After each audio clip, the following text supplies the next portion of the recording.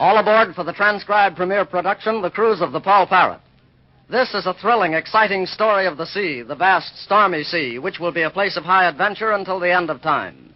This adventurous story tells of the hardships and perils of whaling, the mystery of hunting for buried treasure, and the dangers of storms at sea and mutiny.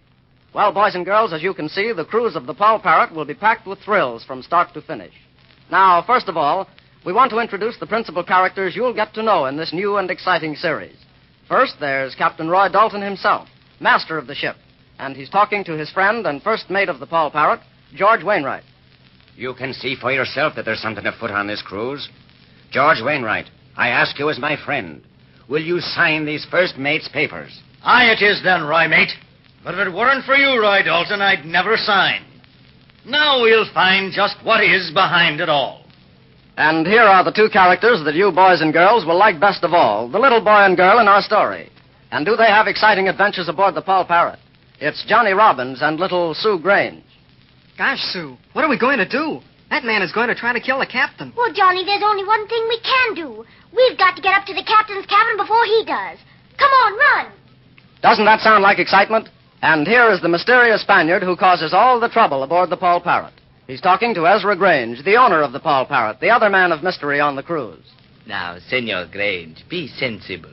I know as much about this treasure as you do. Why not let us be partners instead of enemies? Listen to me, you blackguard. I won't be a partner with you in any kind of venture. One of us is suddenly going to disappear from this ship, and it isn't going to be me. Well, that sounds like more excitement. And last of all, here is old Dickon, the one-legged sailor, talking to his pet, the ship's mascot, after whom the ship has been named, Paul Parrot himself. I tell you, Paul, there's going to be more trouble on this cruise than the time I lost this peg leg of mine. Yes, sir, I just feels it in me bones. Ah! Sailor, beware! Sailor, take care! There's dirty work afoot! Ah! There you are. You've met our principal characters. Now let's start on our yarn. Our story opens in the spring of 1858, in the New England town of New Bedford, the great center of the whaling industry. Roy Dalton, a true seaman and as brave a man as ever sailed the deep, has just received his master's papers. He is walking on one of the streets leading to the New Bedford waterfront when he runs into an old acquaintance. Oh, it's a long cruise and a hard cruise and a cruise before the gate. Hold, I think that's... Ahoy, heave to, mate. Well, blow me down, Roy Dalton. Say, I thought you were at sea. I thought you signed as first mate on the Minabelle out of Boston. Avast, it's good to see you again, George. You're behind schedule a bit. The Minabelle laid up for repairs a month ago. Will you be sailing with her again? I will not, George. I've got my own future to look forward to. I've got my master's papers. What? A full-fledged skipper? Great saints, Roy, you've done well. And next you'll be telling me you own a trim little clipper that's setting sail tonight. Oh, that'll all come. That'll all come later. Right now, but look, this'll tell you what ship I'm sailing on. See this one-legged sailor coming down the dock with a parrot on his shoulder? Yes, but what has that to do with... Hi there, Dickon. Aye, aye, Captain Dalton. I'm just taking our bloomin' mascot for an errand, you might say. Greet the gentleman, Paul. Ah! Avast there! Stand by to weigh anchor, you lubbers! A fine breeze has sprung up! Ah! I'm afraid that ain't a very courteous manner of greeting a superior officer, sir. You know, I never could teach the swab any manners. Oh, that's all right, Dickon. He's a smart bird at that. Aye, aye, sir. But, Roy, that parrot, that's the mascot of the ship Paul Parrot. Right you are, George. I'm signing on with Grange and Sons to man the Paul Parrot for them. Grange and Sons? You're a skipper on a whaler? Avast, man. You sound like that's a crime. What's wrong with being a skipper on a whaler? But you've been a clean sailor all your life. You've never had anything to do with whaling. You know what a dirty trade it is. Why, most of the men in the crew are drawn from the worst that can be dragged up and cheated or shanghaied into shipping on a whaler. No man in his right mind ever sailed on a whaling ship yet, if he knew plainly what he was in for. I'll grant you it is hard work to man a whaler. Yet the whales must be caught to keep all New England busy with the selling of their oil. And I, as captain, am to have the choosing of my own crew. What difference do you find in that? I'll pick up no dock rats and scum of the waterfront. I'll pick real seamen, everyone a true man. On the salaries that whalers pay? Don't make me laugh, Roy. But I'm paying them a fair salary. I'm to give my men $200 in advance, and an equal share in the profits after the owners and the chief officers get theirs. $200 in advance? How much are you deducting from that for agents' fees and expenses? By the time that's all done, the poor wretches will be owing you $10 apiece. That 200 is named after those fees have been deducted. And are your hands getting 200 in advance, in truth? The truth it is. And there's a nice bunk open for you as first mate. The day that sees me a mate on a whaling ship will also see me go down to Davy Jones. I wouldn't go whaling for a king's ransom. George Wainwright, you're making a great mistake. This isn't another dirty whaling cruise. As captain, I'll treat my men fair. And the good salaries will attract true seamen, and not the trash most whalers ship. This doesn't sound to me like a whaling cruise at all. Yet this Grange outfit is an agency that goes in entirely for whale oil, I know. They're a mighty fine company, George. One of the younger sons, Ezra, is even shipping with me, so he can learn the game from the inside, as he says. So, one of the owners is shipping along. Mark my words, Roy. This is no ordinary cruise. And the ship is the Parrot, eh? The Parrot it is, and a mighty trim and seaworthy three-master she is. Aye, it's a very trim craft.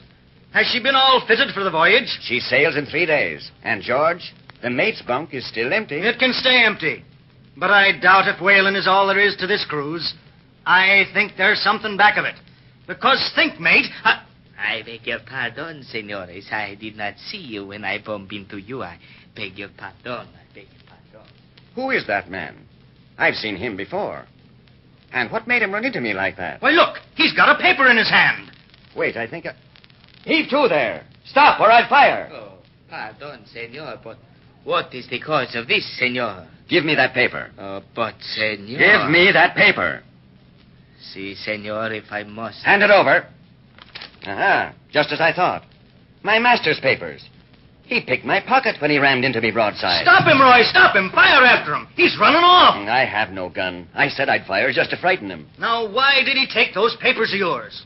I told you there was something behind this whaling cruise. Ah, George, you're getting to be an old woman with that I told you so of yours. But listen, you were always a good hand at a dangerous venture. Why not ship as my first mate and see if there's anything behind this cruise? Roy, I would, if your ship weren't a whaler. But that runs my plans aground right there. Oh, I say there, Captain Dalton. Well, blow me down. It's Mr. Ezra Grange. Good morning, sir. Captain, have you hired all the hands? Not quite, sir. There's a few to be put on. Well, you're doing your utmost to get the best now. Remember, spare no expense to get the best seamen and whalers you can. I think you'll be highly satisfied with the crew, sir. The ones I have signed on are able hands, all. Good, good. Well, Captain, the ship's just about fitted. We sail in 3 days sharp. Aye, Mr. Grange. Everything will be ready and shipshape. Very good, very good. My father will be pleased. So, that's the owner's son who's shipping on your voyage to see the inside of the game. Aye, mate. That's the man. Listen, I know the Granges, and they're all as close-fisted as any New England ship owner could be. This young'un is no exception. They're too anxious to spend money on this trip to make it look like an ordinary one. Mate, there's mystery in the wind. Ah, you were always one to have a weather eye for mystery when there wasn't any. But remember, that job of mate is still... What was that? Avast, someone shot at me. The bullet whizzed right by my ear. Where did young Ezra Grange go to? He's disappeared, just like the dark Spaniard who rammed me. Look, there's somebody lurking behind that whale oil cask over there. Hard to port. I think the lubber's going to shoot again. Did he get you, mate? Quick, duck behind these bloomin' casings. He just nicked my forearm, George. Nothing serious. Scarcely drew blood. And neither of us with a gun, blow the luck. Let's creep around these cases. Maybe we can surprise him from behind. Aye, aye, matey. You lead. Softly, softly now. Come on, follow. I'm right on your heels. Now behind that stack of sails. Run for it. I don't think he saw us. Now to those whale oil casks. Come on, George. Made it. Now he's right around that one. Ah, you dirty rat. We've got you now. We'll let risk for that belaying pin. I'll teach him a thing or two. Stow that shooting, you swell. Oh. Avast, come here. Why, you stop or I'll throw this belaying pin. Missed him. He got away. Oh, blast it all. He's a strong monkey. It's the same Spanish-looking fellow that tried to steal my papers a while ago. Roy, you're not going to stay healthy if this sort of thing keeps up. We've got to get to the bottom of it. What you need is somebody to work with you. You can see for yourself there's something afoot in this cruise, George Wainwright. I ask you as my friend, will you sign these first mate's papers? Well, aye it is then, Roy, mate. But if it weren't for you, I'd never sign to be a mate on a smelly whaler. Yes, I know. If it weren't for me, you wouldn't do this.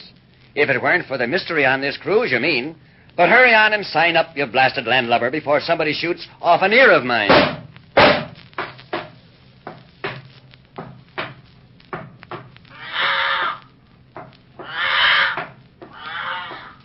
Boys and girls, this certainly does look exciting.